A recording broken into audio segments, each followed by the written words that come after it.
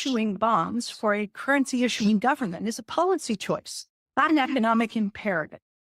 It's a policy choice here, Randy and Yeva. Issuing bonds is a voluntary operation. It gives the public the opportunity to substitute non-interest earning government liabilities, think cash, for interest-bearing government liabilities, T-bills, notes, bonds, which are credit balances and securities accounts at the same time. If people believe the government needs to borrow to spend, then you get into all of these debates. Who's going to buy them? Is the bid to cover ratio going to be adequate and all the rest of the kind of stuff? But if you understand that bonds are voluntary operations, then it becomes irrelevant, these sort of debates, whether there are takers for government bonds and whether they're owned by domestic or foreign citizens. So we show most of the debates that take place are just rooted in fundamental myths and misunderstandings about what's really happening, basically the operational side. Now, there may be reasons to be concerned. Warren touched on this the other day.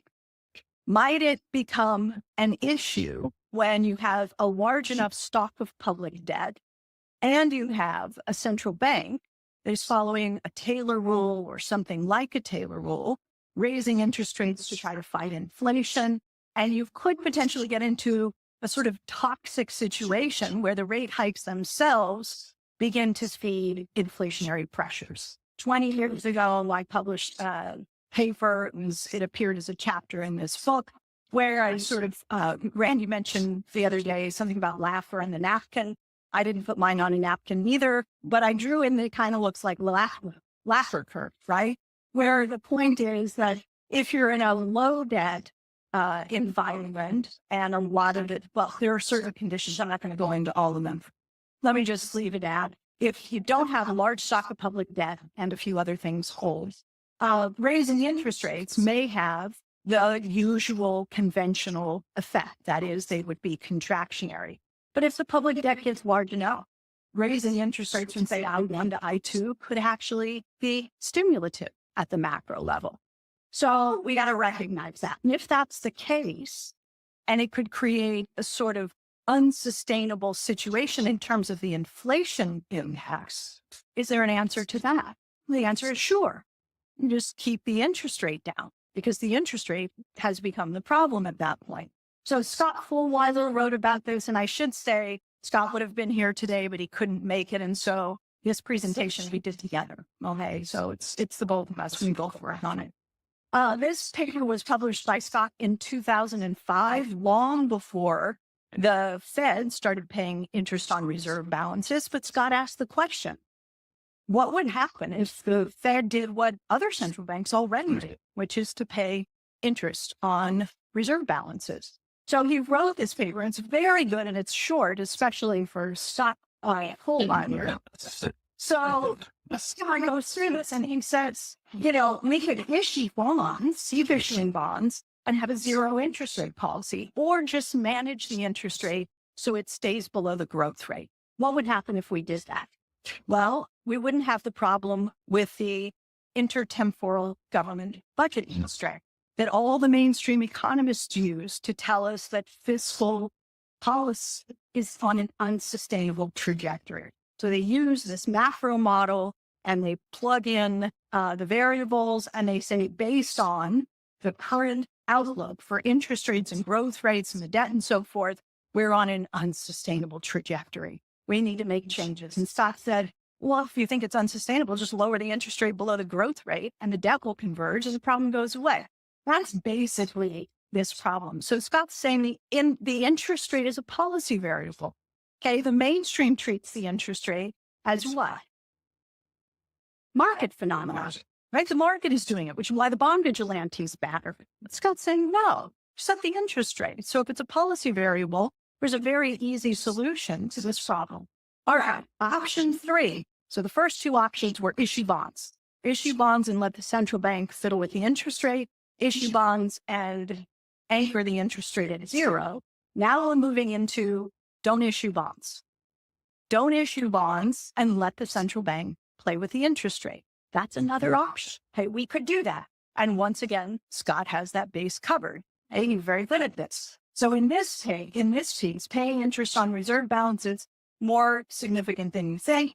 Scott says, with interest on reserve balances, eventually the entire national debt could be held exclusively as reserve balances.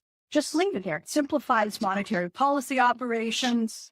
And what more significant than that is that it makes it clear to everyone that interest on reserve balances demonstrates that the Fed's operations are offsetting in nature, not financing. So that's the purpose of that. Okay. All right, option 4. No bonds and zero interest rate or nearly zero kind of overnight interest rate. Bill Mitchell says, this is the preferred option from an MMT perspective. No bonds and permanent zero interest rate policy. Now, like I said, that's a policy, it's a prescriptive policy, right? That's his position. He would like to see no bonds issued to the non-government sector and interest rates permanently anchored in zero. He calls it OMF, overt monetary financing. That's his preferred thing. He says it's, the preferred option from an MMT perspective. Government should not issue any public debt to the non-government sector as the benefits of doing so are small relative to the large opportunity costs. All right.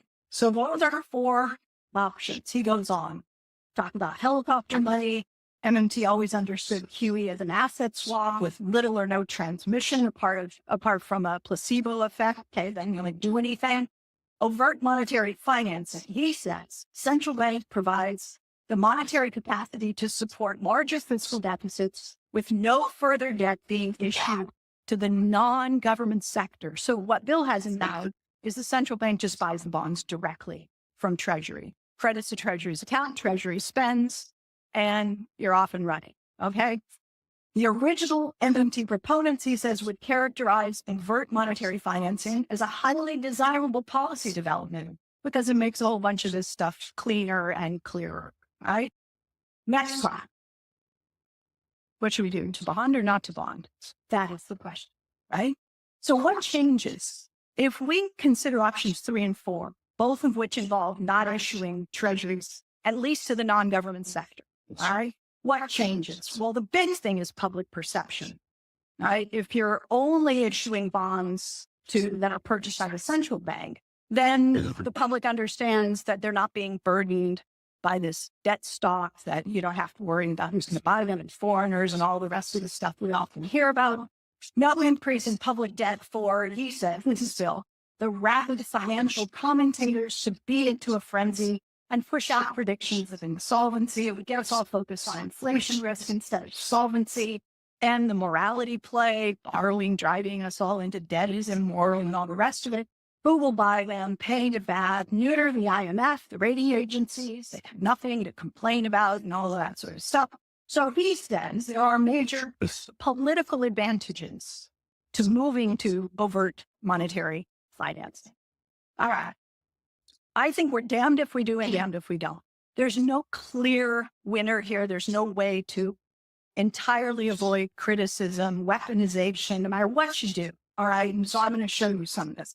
If we continue to issue government bonds to the non-government sector the way we do today, then we hear the usual stuff. Economists, the press, policymakers, they weaponize the debt. They talk about burdening future generations. Who's going to buy it? They weaponize the sustainability models. They talk about exploding debt service. It doesn't converge. You got people like Olivier Blanchard, Larry Summers, Jason Furman, all using this framework to make the argument that the U.S. needs to reduce the deficit because it's on an unsustainable trajectory based on these models. Weaponized bond vigilantes to lose control of rates and all that sort of stuff. But if we propose ZERB, which eliminates a lot of those problems, then they weaponize something different. They say, well, if you keep the interest rate at 0, then you're depriving the central bank of its ability to find our star. And so you'll hear stuff about fiscal dominance or one argument or another. It's going to be inflationary and all that. If we say, don't issue bonds to the non-government sector, then they'll just say you're printing money. It's going to be inflationary. So what's an MMTer to do? How are you supposed to do it? They're going to pick on you no matter which one you choose. So we created this little table where you just sort of imagine, under which of the 4 options do you avoid the most criticism? Okay. Where is it like cleans? And as you can see, there's not really a clear winner here. And if we do what we do today, which is column 1, we weaponize it there. We weaponize the intertemporal government budget constraint, hear about vigilantes, but, at least you'd leave them with the interest rate so they wouldn't complain about interfering with the central bank. And because you leave them with the bonds and the interest rate, they're not going to complain about printing money. You move to the next option, and you got a different set of things. I don't have time to go through each one of them, okay? But make the slide available. But the point of this is to say there's not a clear winner in terms of the options, okay? So, please. So I'm going to put my cards on the table because, as I said, when I first got involved in this project, it was the descriptive stuff that interested me. I liked it. I liked learning about and digging into and arriving at a place where I thought I had pretty good mastery of the monetary operations. It felt good to understand. So I liked the descriptive stuff. And that first paper I referred to earlier was descriptive. And then I went to work on the Hill. And I realized what a mess we're in, because I was surrounded by people working as the chief economist for the Democrats on the Senate Budget Committee, that no one in the Senate and their staffers had the foggiest idea how to understand the role of deficits or debt in the economy, that they were all falling prey to these myths and misunderstandings. I would go around playing this game and I would ask them, hey, if you had a magic wand and I told you you could wave the magic wand and it would eliminate the national debt, would you wave the magic wand? Everybody said yes, not even a hesitation. So of course I would wave the wand. I want the debt gone. And then, okay, well, what if I give you a different wand? And I say, if you wave the wand, you'll eradicate the world of treasuries. No bills, notes, bonds, they're just all gone. Would you wave the wand? And they would look at me like I had 3 horns, coming out of my head saying, why would I do that? Why would I want to do that? So they didn't even understand that the thing we call the national debt is nothing more than the stockpile, right? The stock of U.S. treasuries held in portfolios and all the rest of it, right? They didn't understand. They want one to go away, but they want to keep the other. Well, I'm sorry, you can't have it both ways.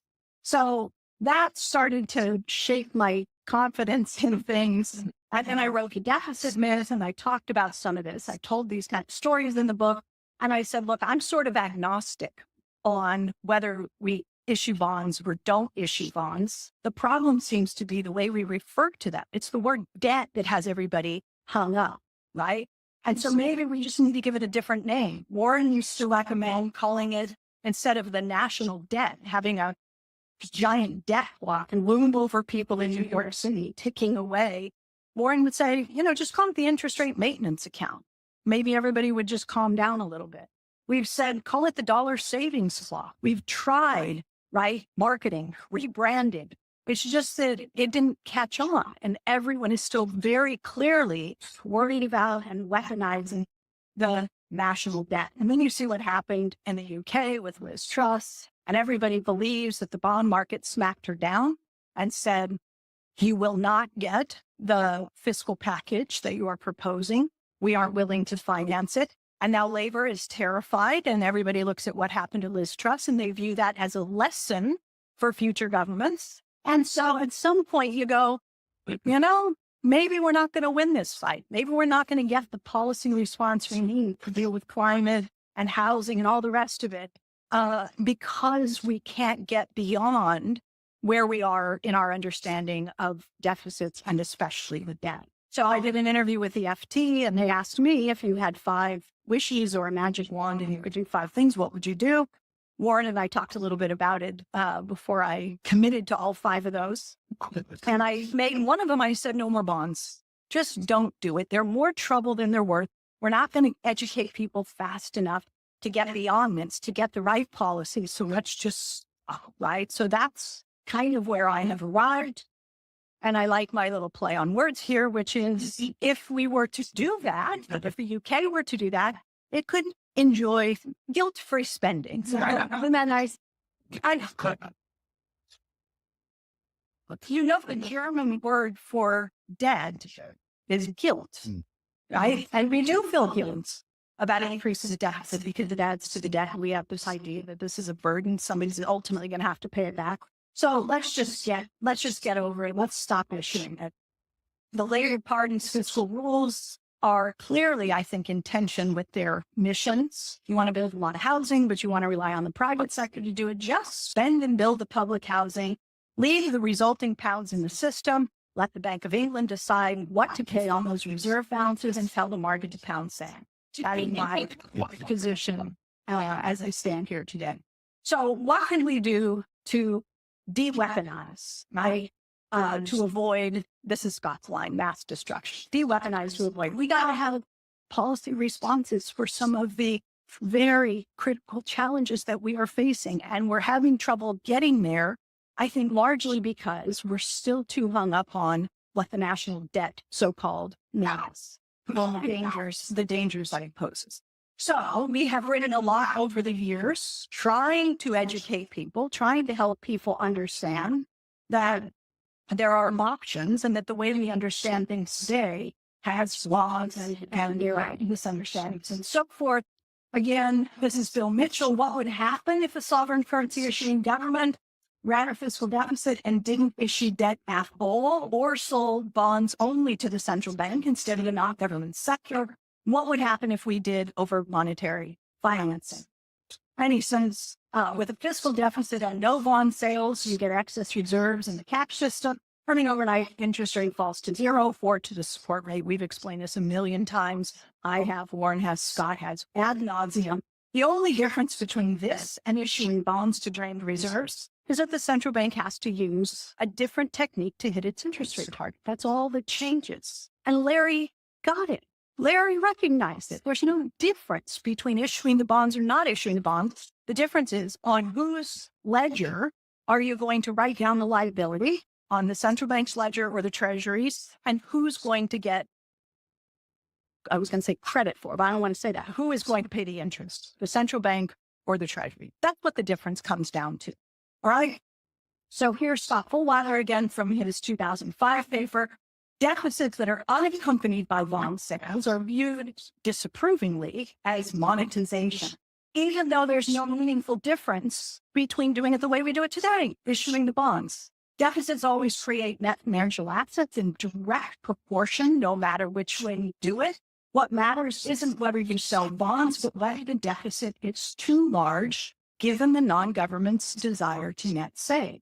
Once you have interest-bearing reserves, it becomes obvious that bond sales are offsetting interest rate maintenance, not financing operations, with interest on reserve balances. Eventually, Scott says, the entire national debt could be held exclusively as reserve balances, or, as Lerner said, issue bonds only in keeping with the principles of functional finance.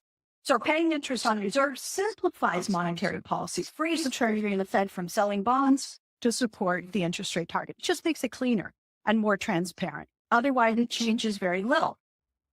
Fundamentally, again, no difference between issuing government debt to the non-government sector and the central bank paying interest on reserves at the target rate. They're identical, but the politics can be different, right? It doesn't make it less inflationary if you issue bonds. It doesn't alter the quantity of net financial assets in the non-government sector, and it doesn't add jet fuel to the spending. It doesn't make the deficit more stimulative, because there's no difference between so-called bond finance and money finance deficits. There's no reason for the government to sell bonds at all. That's from Fullwiler's paper. No further increases in debt needs, no unnecessary and counterproductive debt ceiling drama, no fights about burdening grandchildren, all that sort of stuff. This is just an image that Scott uses a lot because people don't understand. They see the way the government arranges treasury auctions coupled with deficits. I say, oh, well, this is how we pay for things. And I call this one on the left covert monetary financing. and the one on the right, overt monetary financing. It's the same thing.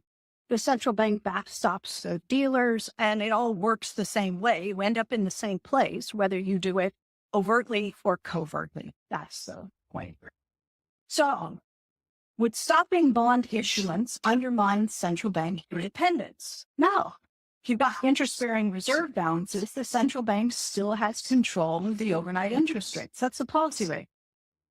If you've moved away from that, and you're not issuing bonds, then government agency securities or swaps could emerge as benchmarks. You could still have something the private sector could use to price risk, even without treasuries. Because you often hear, well, if you get rid of bonds, that's the risk-free rate that's used to price risk for other securities and lending and so forth. You'd have a huge problem if you got rid of bonds. Instead of saying, no, you wouldn't. There are other ways to do that. The transmission of monetary policy with interest-bearing reserve balances is identical to that with non-interest-bearing reserve balances and bonds to drain the excess balances. Treasury securities could eventually be replaced. The interest rate on the national debt would then be whatever interest rate the central bank is paying on reserve balances. There's no inherent reason for treasury liabilities to exist across the entire term structure, except to support operations for long-term interest rates, if you want to do it that way. All right.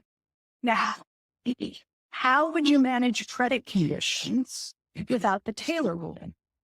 If you said to the central bank, keep the interest rate at zero, how do you conduct monetary policy? How do you manage credit conditions?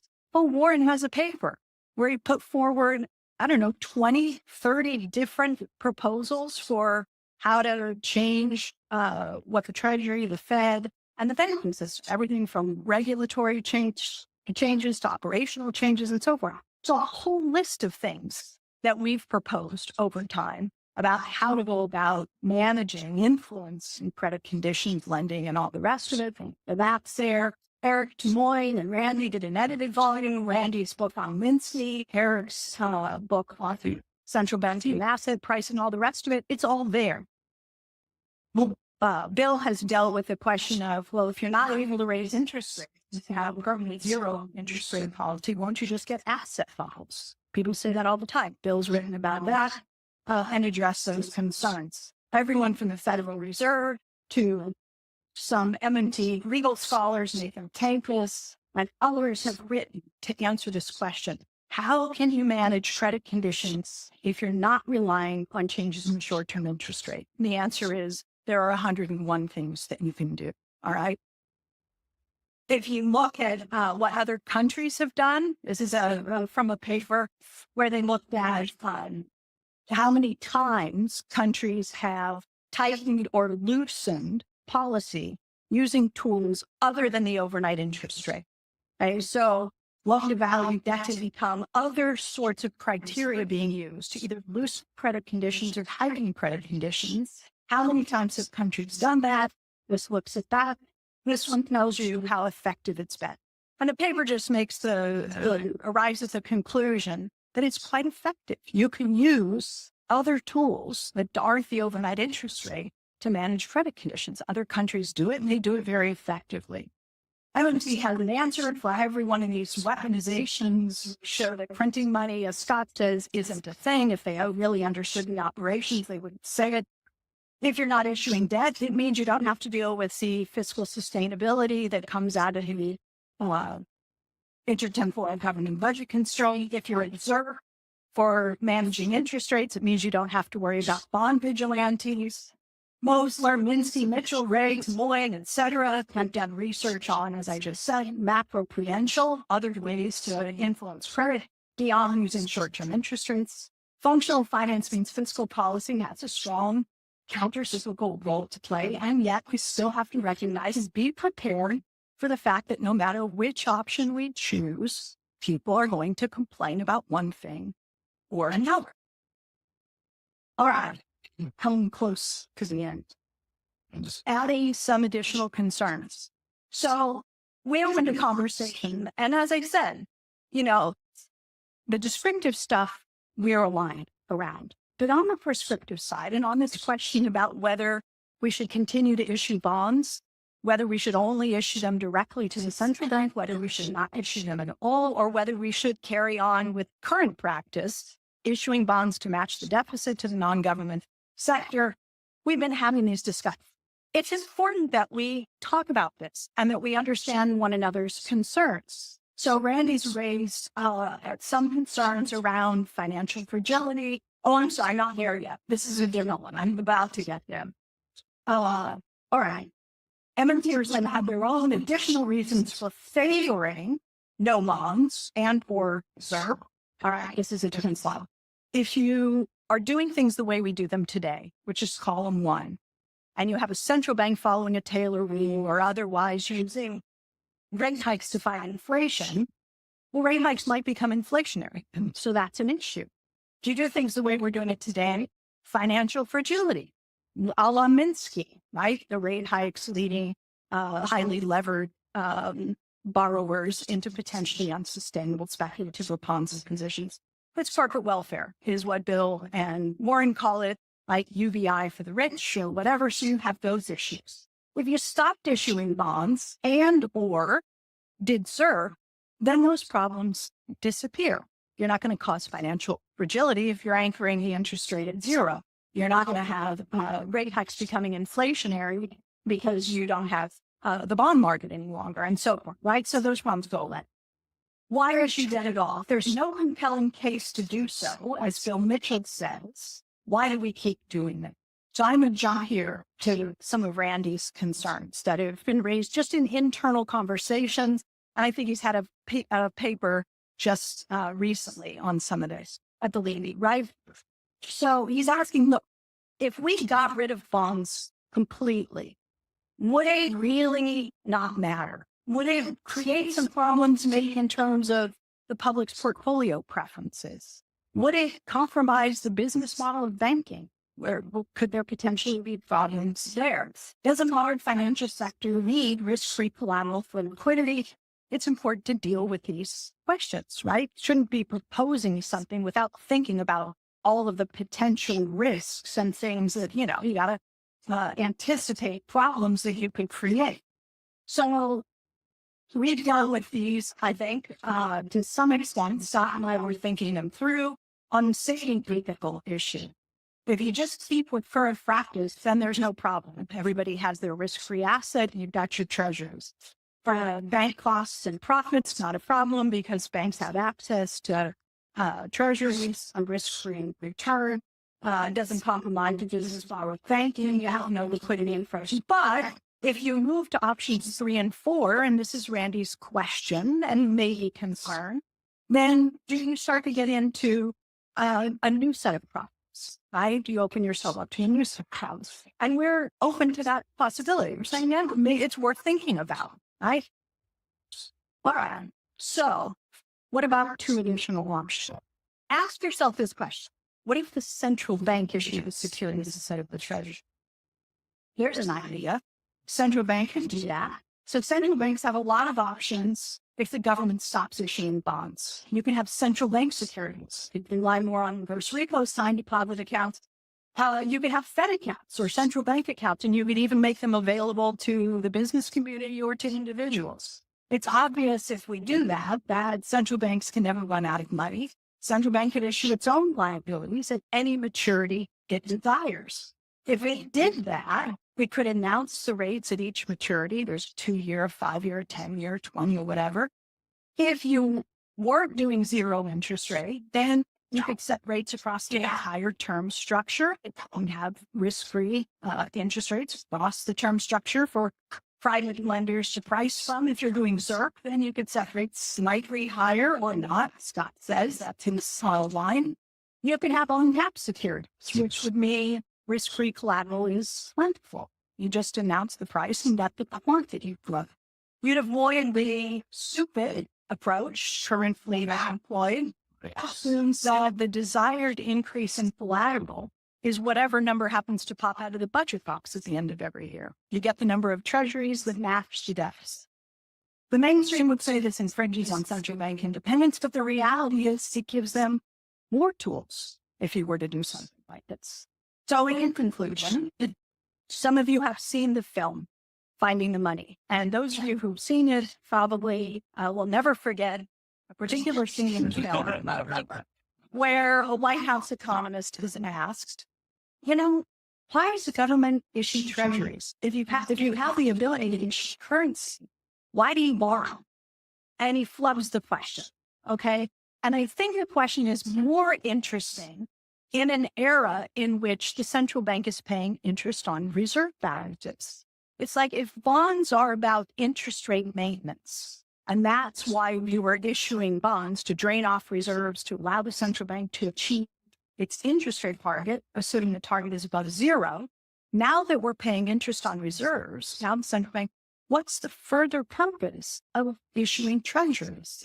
It becomes almost duplicative at that point, right? So I added another column, which is options 5 and 6. We could let the central bank issue securities and then leave the central bank to set the interest rates, different maturities, including the overnight interest rate, or we could anchor the overnight interest rate at zero. Now, does a more clear winner begin to emerge?